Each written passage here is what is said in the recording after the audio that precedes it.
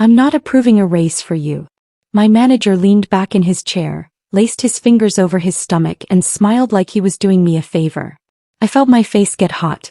I've taken on 3 new accounts, covered for 2 people on leave, and I'm on call every weekend. You said we'd talk compensation when the quarter closed. He shrugged. We did. And I'm telling you no. You're good at what you do, Mia, but you're... He paused, searching for the word, then snapped his fingers. Replaceable. The word hit like a slap. I stared at him. I'm what? Replaceable, he repeated, slower this time, as if I were the one struggling to understand. You're in support. It's not specialized. If you want more money, get a different degree or something. There are hundreds of you out there. He said it like he was talking about disposable coffee cups. My hand tightened around the notebook in my lap so hard the cardboard bent. In the hallway outside his glass office, I could see my coworkers walking by. They had no idea my entire sense of worth had just been run over by a man in a discount blazer. And anyway, he added, glancing at his screen, you're single, right? No kids? You'll be fine. That was the moment I decided I was done begging for recognition from a man who genuinely believed my life was less expensive because no one called me mom. My name is Mia Turner. I'm a 31-year-old woman from Ohio who thought working hard and being loyal would be enough. I didn't grow up dreaming of being a client support specialist for a mid-sized software company in Columbus. I wanted to be a writer. Or a teacher. Something that involved books and sunlight, not ticket queues and headsets. But life is rent and car payments and a mom whose health went downhill faster than her disability paperwork got approved. So when I landed a job at Nimbus Suite, a company that made project management software for fast-growing teams, it felt like survival. Take the inbound calls. Answer the frantic emails. Walk clients through glitches. Try not to think about the novel draft buried in a folder on my old laptop. From day one, it was obvious the support team was the least glamorous part of the building. Sales got the commission checks and the team dinners. Product got the beanbags and the innovation days. We got a windowless floor, a sad ficus and cold coffee. But we also got something no one else in the building had. Real visibility into what actually kept customers from leaving. When a client wanted to cancel, they didn't call sales. They called me. Just do your best to save them, my manager Trent Collins had said on my first day. But don't make promises I have to sign off on. I knew exactly how it was. He took the credit for the saves.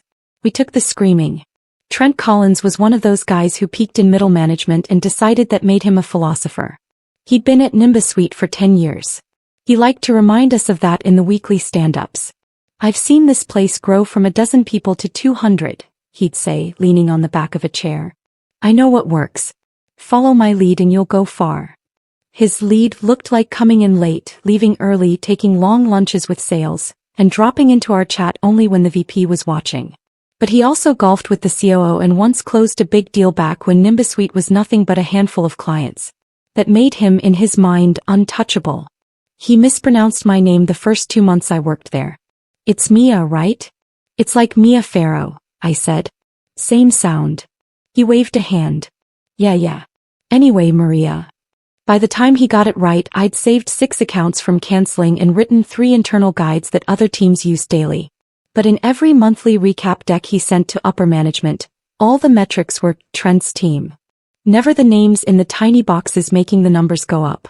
The day he called me too replaceable to deserve a raise was the day I started planning his replacement in my life. He just didn't know the numbers were about to prove exactly how irreplaceable I really was. The year everything snapped, I spent more time logged into Nimbus Suite than I did with any human being. We were understaffed. Burnout had chewed through the team. 2 of our best agents quit in the same month. Growing pains, Trent had said. Everyone's replaceable. He didn't hire replacements. He redistributed their accounts. To me. You're so dependable, he told me in our one-on-ones. You don't complain. You're rock solid. This is your chance to prove you're ready for more responsibility. I was ready, all right. Ready for migraines and insomnia and a permanent dent in my office chair. There were days I handled 30 tickets, 3 live demos and 2, this client is screaming, fix it now, escalations back to back. When I pointed out that volume in our review, he nodded, impressed. Yeah, you really stepped up while everyone else was falling apart, he said. I'm proud of you. The words felt good. So did the top performer badge he put on my profile. But praise doesn't pay for brake pads. So when the quarter ended and the company announced record revenue growth, I made an appointment with him to talk about my raise. I didn't go in cocky. I brought a notebook. I brought a list. I brought emails from clients who'd specifically named me as the reason they stayed. He flipped through none of it. "You're too replaceable for a raise." That's what he said. I went home that night and opened my laptop. Not the work one. My old one. The one with the half-finished novel and the someday folder. Instead of writing, I opened a blank spreadsheet. At the top I typed, "Things you'd miss if Mia quit." I listed everything I did that wasn't technically in my job description. Wrote and maintained internal help guides. Trained every new hire for the last year. Managed 3 of our biggest, loudest accounts. Covered weekend on-call for 2 people. Created macros that cut ticket time in half. Then I added another tab. On it, I started logging tickets I handled each day, accounts I saved from cancellation, and dollar amounts tied to those accounts. I wasn't sure what I was going to do with it yet. But for the first time since I'd started at Nimbus Suite, I was looking at proof of my value instead of just feeling exhausted. And underneath the hurt and anger, something else started to grow. Curiosity. If I could quantify how much money I was bringing in, what would happen when those numbers crossed someone's desk? Someone who wasn't Trent. Nimbus Suite had a public-facing case study page that sales loved to send prospects. Companies who stuck with us saw a 25% increase in project completion, the headline bragged. What no one mentioned was the support tickets that made those completions possible. The late-night calls. The hand-holding. The ultimatums. I started doing my own case studies. Every time I got an email like, "We were about to leave but Mia walked us through this," I flagged the account in our system. Then I dug into our CRM to see what their monthly subscription was and what their potential future value looked like based on their contract. One of the first ones I dug into made me sit back in my chair. Harbor and West, a marketing agency out of Chicago, paid $6,000 a month for Nimbus Suite. They'd opened a ticket saying they were done because of a recurring bug. Trent had put it in my queue with a sticky note, "Do your magic." After 2 calls and 1 long screen share, they not only stayed, they upgraded. They were now paying $8,000 a month. Because of my magic. I highlighted that line in my spreadsheet and added a new column, revenue saved. By the end of the week, that column total was $42,000 in monthly subscriptions. Not annual.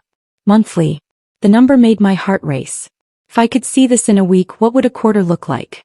I didn't march into HR's office swinging my spreadsheet like a weapon. I made an appointment. I brought coffee. I kept my voice calm.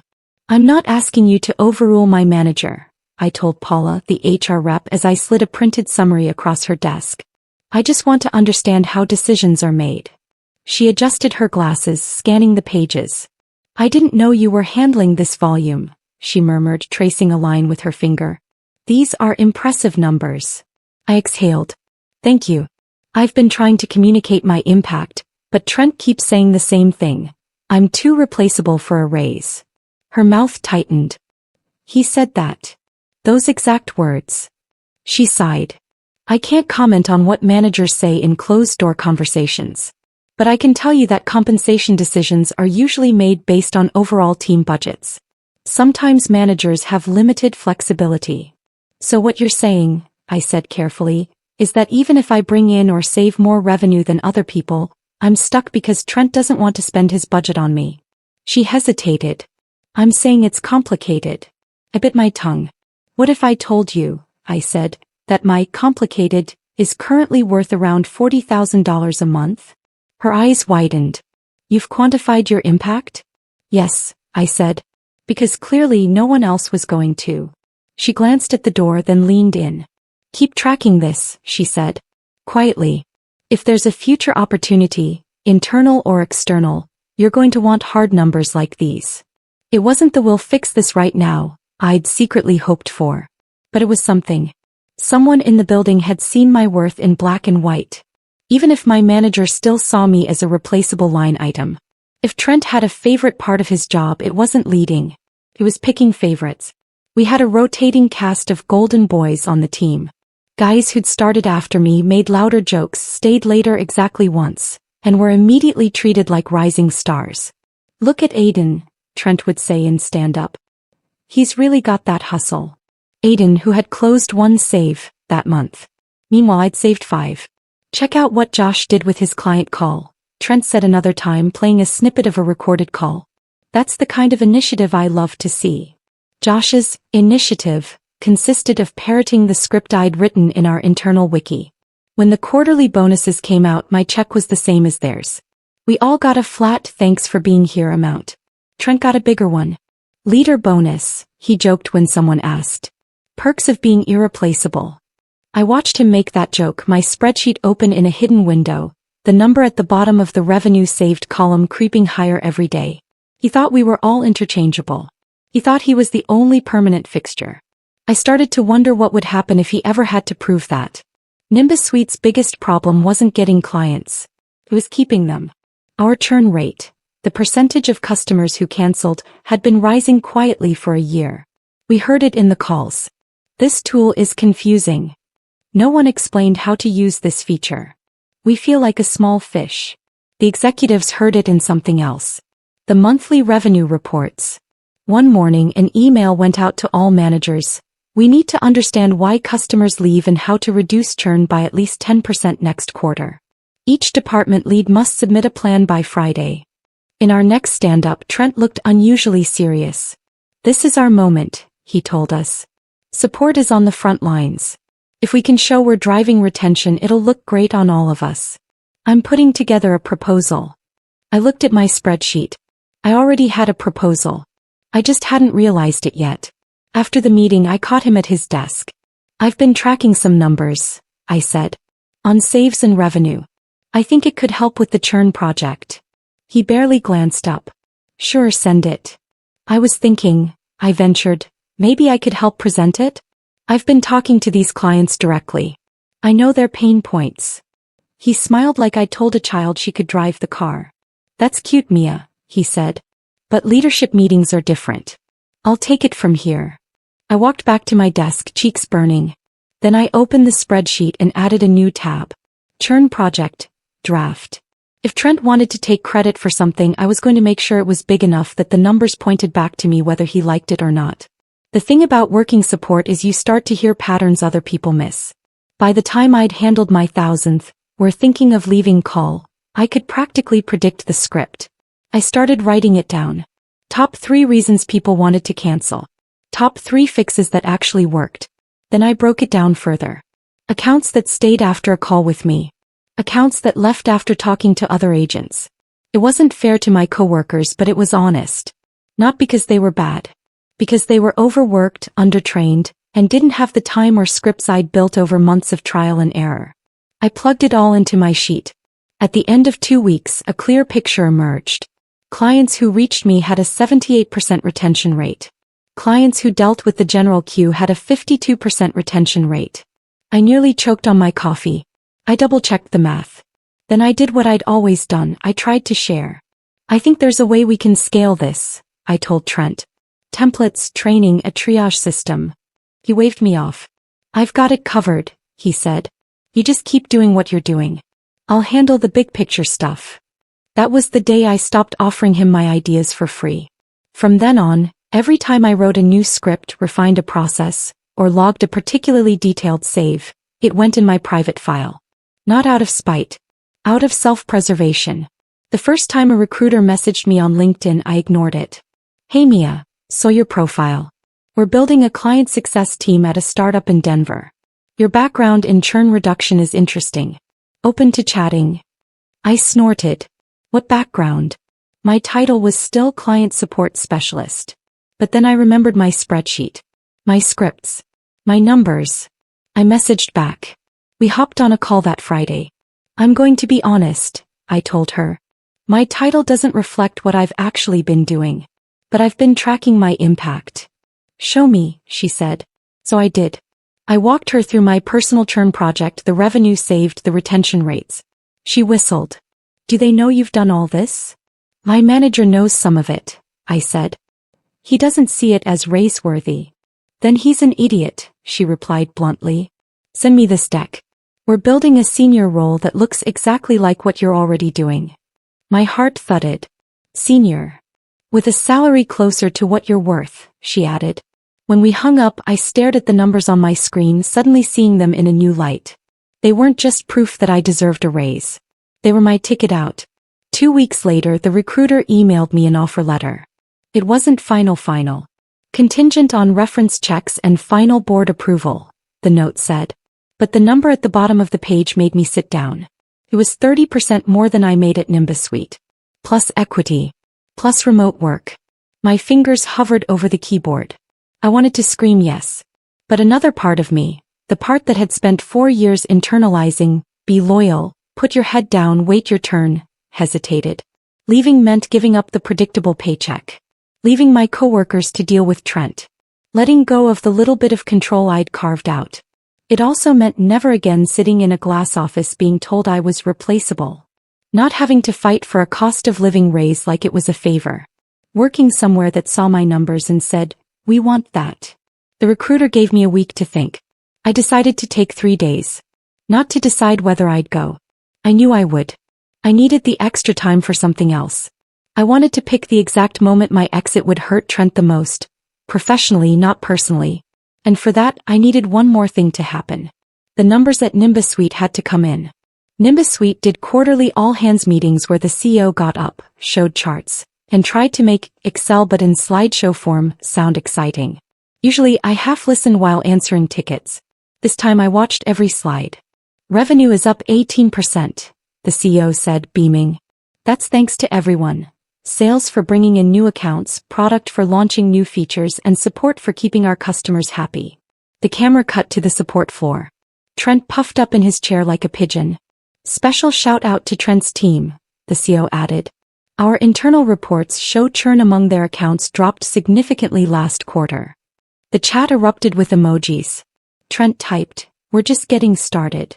I stared at that little bicep emoji and almost laughed. My spreadsheet told a slightly different story about who had done the lifting. At the end of the meeting, an email popped up from Trent. "Team, great work this quarter. Leadership is noticing. Let's keep it up. Bonuses TBD." Bonuses. That meant the numbers weren't just on slides. They were in spreadsheets. In reports. In the hands of people above Trent who made decisions about budgets and headcount. And I had my own version of those numbers. All I needed now was a way to put them in front of the right eyes, without looking like I was running to the teacher. Nimbus Suite had a clunky but functional internal reporting tool everyone hated. You could pull basic stats. Tickets closed, calls handled, average response time. You could not usually get what you actually wanted. A clear picture of who saved which accounts and how much revenue was tied to those saves. Unless you got creative. Over the next week, I used every slow minute between calls to build something new. I stitched together data from the CRM, the billing system, and the support tool. I created a dashboard, ugly but honest, that showed each agent's accounts flagged as at risk, whether those accounts stayed or left, and the revenue tied to each outcome. When I first loaded it, my stomach flipped. It was all there. My name next to a list of accounts that had stayed. A column summing up their monthly spend. The total was higher than even my private spreadsheet showed. I took a screenshot and saved it to a folder labeled Personal Portfolio. Then I took another screenshot that hid everyone's names but mine and labeled it Churn Pilot Draft. That was the version I sent to Trent. "This might help with the churn project update," I wrote. "Happy to walk you through it if you want." He wrote back 3 hours later. "Looks great. I'll use it in my next leadership meeting." Of course he would. But this time he wasn't just going to be bragging about his team. He'd be showing a tool I'd built, using data he didn't fully understand to people who did. And numbers have a funny way of telling the truth whether you want them to or not. The following Monday I got a calendar invite I'd never seen before. Subject: Churn Deep Dive, Support and Ops. Required attendees: VP of Operations Carlos Hernandez, Trent Collins, and Key Support Rep, M. Turner. My heart started pounding. I pinged Trent. "Hey, just saw the invite. Did you add me?" He responded with a thumbs up emoji. "They want to hear from someone on the front lines," he wrote. "Don't worry, I'll handle most of it. You can just talk about your day-to-day." My day-to-day. Right. The meeting was held in one of the nice conference rooms on the top floor. For once, I wasn't the one dialing in from a basement laptop. Carlos, the VP, shook my hand when I walked in. "So you're Mia," he said. I've seen your name in a lot of tickets. My cheeks warmed. Hopefully in a good way. The best, he said. Trent cleared his throat, clearly eager to get things back on script. I've been working on some churn strategies, he began, gesturing to the screen. We built this dashboard to show how support impacts retention. Carlos tilted his head. We. Trent hesitated. Well, my team did. I directed the... It was Mia, I said before I could stop myself. I built it using data from the CRM and support logs. The room went quiet. Carlos smiled. Even better. Can you walk us through it, Mia? Trent's jaw tensed, but he didn't contradict him. I stood and walked to the front of the room, palms slick. As I explained the metrics, something shifted. I wasn't just reciting numbers.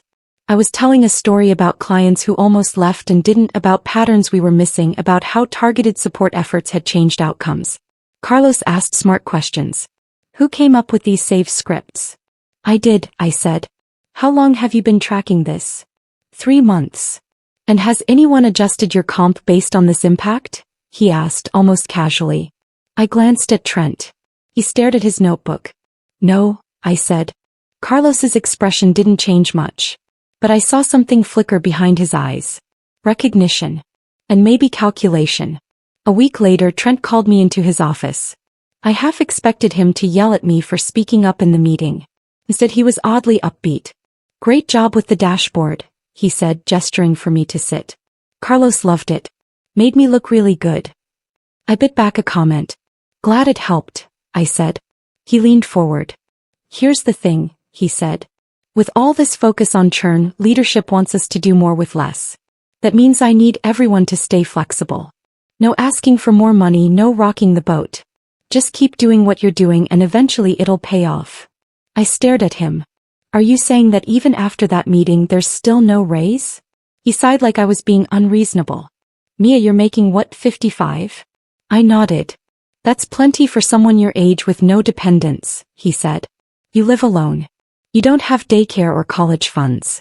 We have people on this floor with families. They need it more. Heat flooded my face. My value isn't based on whether I have children, I said, keeping my voice level. It's based on my work. And I'm telling you, he replied, your work is good but it's not unique. If you left tomorrow we'd be fine. He smiled. There are hundreds of people who could do what you do. You're too replaceable to justify a raise right now. The second time he said it hurt less. Because this time I wasn't walking into that office blind. I had an offer in my inbox. I had a VP who'd seen my numbers. I had options. So I smiled back. Got it, I said. Thanks for the clarity. He blinked, thrown by my calm. You're not upset? Oh, I'm disappointed, I said. But like you said, if I want more I should get a different job. I stood. For the first time since joining NimbuSuite, I left his office feeling lighter. Because I knew something he didn't. I was about to take his advice. I spent the next week tying up loose ends, not for the company. For myself. I updated my resume, this time including the words, churn reduction strategy, retention analytics, and cross-functional collaboration. I polished the case study version of my dashboard. I redid the math on my spreadsheet to show annual revenue impact instead of monthly. The total made me dizzy. In 1 quarter, my efforts had saved and grown over $350,000 in recurring revenue. For a $55,000 salary. I emailed the Denver startup's recruiter. I'm in, I wrote. She sent back the final offer letter, this time with a firm start date 4 weeks out. That gave me just enough time for 2 things. To formally accept and clear the background checks. And to deliver one last thing to NimbuSuite. Not as a favor. As a mirror. It was time for them to see exactly what Trent had been sitting on while calling me replaceable. NimbuSuite had a shared drive where internal initiatives lived and died. Most were dusty folders full of half-finished slide decks and forgotten action items. I created a new folder. Support Churn Initiative, Q2 Review.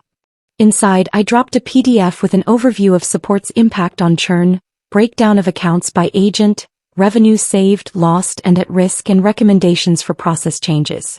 On the cover slide, in small, unassuming text, I put, prepared by M. Turner, Client Support. Then I sent the link to Carlos. Hi Carlos, the email said. Following up on our last meeting, I pulled together a more detailed look at support's impact on churn. Hope it helps with future planning. He replied 10 minutes later. This is excellent. Exactly what we needed. Appreciate your initiative, Mia. 5 minutes after that, my inbox lit up with another invite. Ops and Finance Joint Review Churn Pilot Learnings. Attendees: Carlos Hernandez, CFO, Head of Sales, Head of Product and Support Data, Turner. No mention of Trent. I sat back, heart racing. This wasn't a minor meeting. This was the club where big decisions got made, about budgets, staffing and strategy. And for once I wasn't just there as someone from support. I was there as the person who'd brought the numbers. The Ops and Finance Review was nothing like our usual stand-ups. It was quieter. Sharper. The CFO, a no-nonsense woman named Keisha, gestured for me to start. I'll let Mia walk us through her findings, Carlos said. She's been closest to the data. I clicked to the first slide, palms steady this time. As you can see, I began, these are the accounts that flagged cancellation over the last quarter. The blue shows the ones that stayed.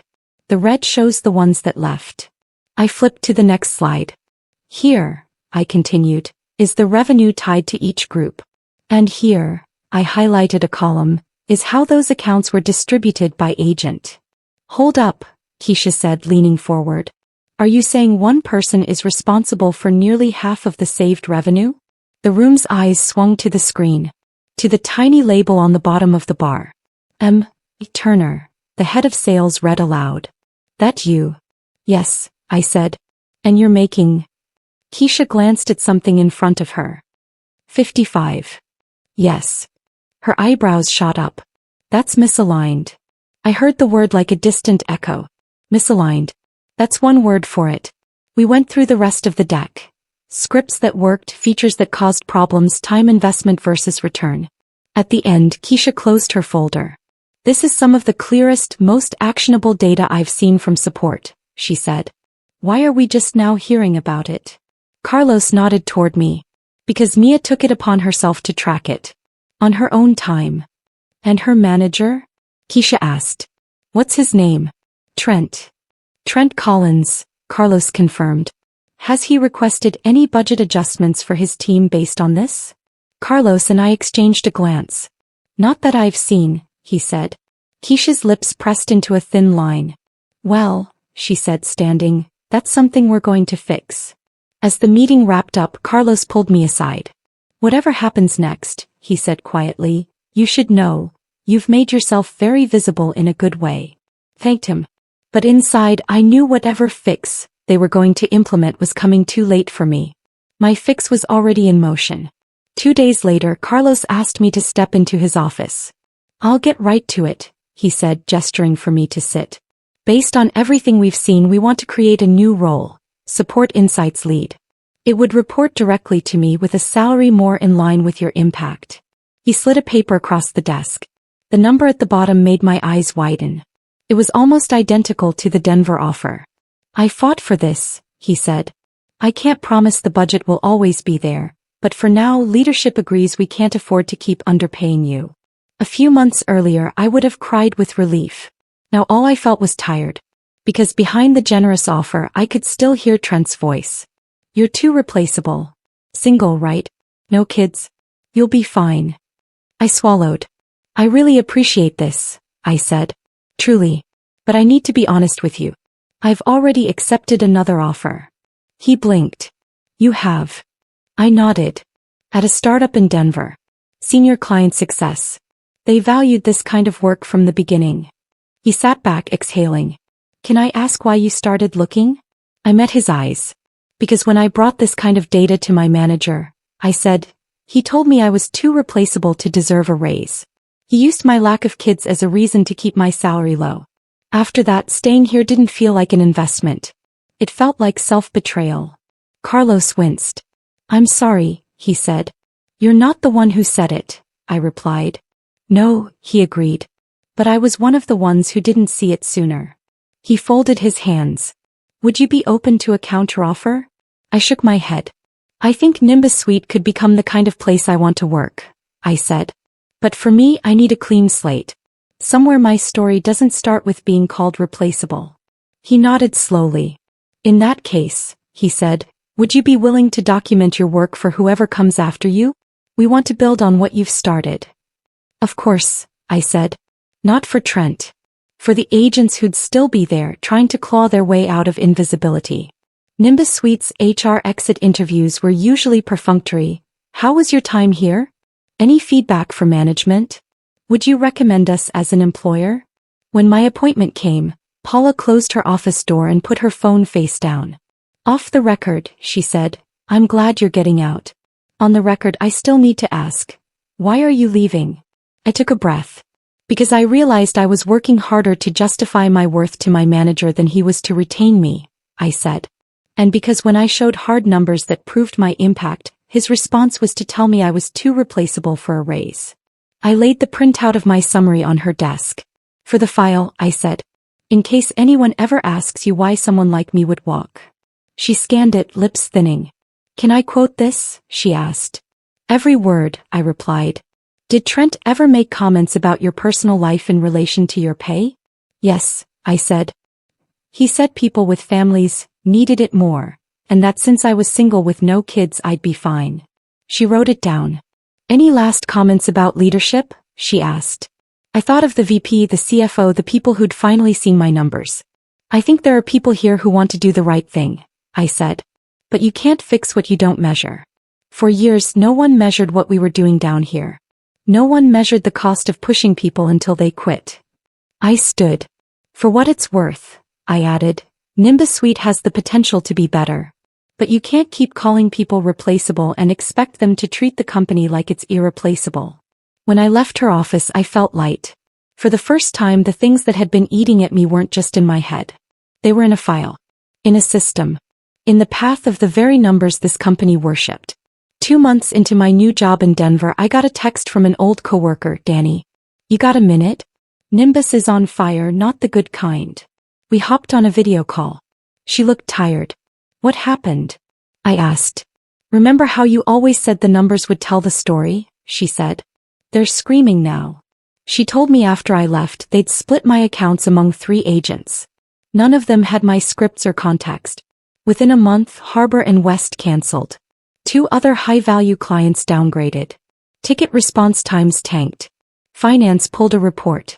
Churn had spiked back up, higher than before my pilot. The revenue line that had been steadily climbing in my final quarter flattened, then dipped. And Trent? I asked. She smirked. He kept telling leadership it was just a blip, she said. Kept promising it would even out. But the CFO had your deck. She had the baseline from when you were here. She knew exactly what was missing. How bad was it? Bad enough, she said, that they kicked off a formal review of support management. I pictured it.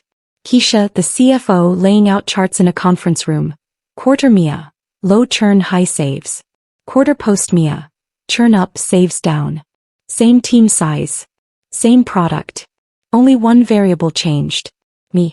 The person Trent had called too replaceable. How's the mood on the floor? I asked.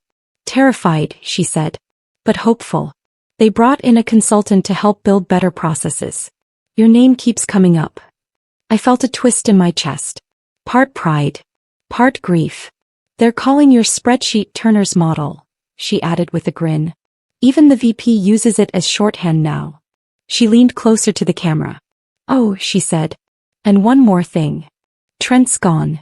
Danny dropped the words like they were nothing. That's fast, I said. Corporate fast, she corrected. They don't fire people like him on a whim. They documented everything. Misaligned comp decisions, failure to advocate for his team, ignoring retention risk, dismissive comments. HR finally started connecting the dots. Your exit interview, the pay data, the churn reports. I sat back, absorbing it. No part of me felt sorry for him. This wasn't a vendetta. This was gravity. He'd spent years treating people like interchangeable parts. Eventually the machine had returned the favor. What did they tell the team? I asked. Leadership transition, she said, making air quotes. Carlos is acting head of support for now. They're talking about restructuring so analytics reports directly to ops instead of through middle managers. I thought about that offer I'd turned down. Support Insights lead. The role existed now. I just wasn't in the building to take it. You okay? Danny asked. I nodded slowly. I am, I said. This was always how it was going to end one way or another. Either I was going to break or the system around him was. And now, she pressed. Now, I said, I'm somewhere that saw my value before I had to build a 17-tab spreadsheet to prove it. She smiled. Still, she said, you should know, those words he said to you. Too replaceable? They're kind of a joke around here now. I raised an eyebrow. Whenever someone does something impressive and management notices, she explained, we say, careful, don't let them know you're replaceable. I laughed. For the first time the phrase didn't sting. It felt small. Like something that belonged to a past version of me. In Denver, my job title was Senior Client Success Manager. My manager, a woman named Fiona, didn't care that my degree was from a state school or that my clothes were from Target. He cared that my clients stayed. At my first quarterly review she pulled up a dashboard, a prettier version of the one I'd built at Nimbus Suite. You've reduced churn among your accounts by 22%, she said. And 2 of them expanded their contracts. That's huge. I waited for the but. It never came. Instead she said, so, we're bumping your pay by 5% and giving you a retention bonus. This is the kind of impact we want to reward. Just like that. No begging. No spreadsheets slid across desks in desperation. No conversations about my marital status or hypothetical children. Just you did the work. The numbers show it. Here's your share. On the way home that day I stopped by a bookstore. I bought a notebook. Not for logging revenue. For writing. For the first time in years, my brain wasn't so fried from work that the idea of stringing sentences together felt impossible. That night I sat on my little Denver balcony, pen in hand, thinking about the story I wanted to tell. Not just about a girl whose manager called her replaceable. About a woman who realized he was wrong, and left before his opinion could become her reality. A few months after Trent was fired I got a LinkedIn notification. People you may know, Trent C. Open to work. I didn't click his profile. I didn't need to see the details. All I needed to know was this. The man who'd sat across from me in a glass box and told me I was too replaceable to deserve a raise had been replaced. Quietly. Efficiently. By a company that finally understood the cost of losing people like me. Meanwhile my life had expanded. New city. New friends. A savings account that didn't make me wince. I'd started writing again, fiction this time but with a familiar thread. Underpaid workers, arrogant bosses, numbers that told the truth. In the end the numbers did come in. They showed the cost of losing me. They showed the cost of keeping him. Nimbus Suite finally did what he'd always threatened me with. They replaced the person whose value they'd underestimated. It just wasn't me.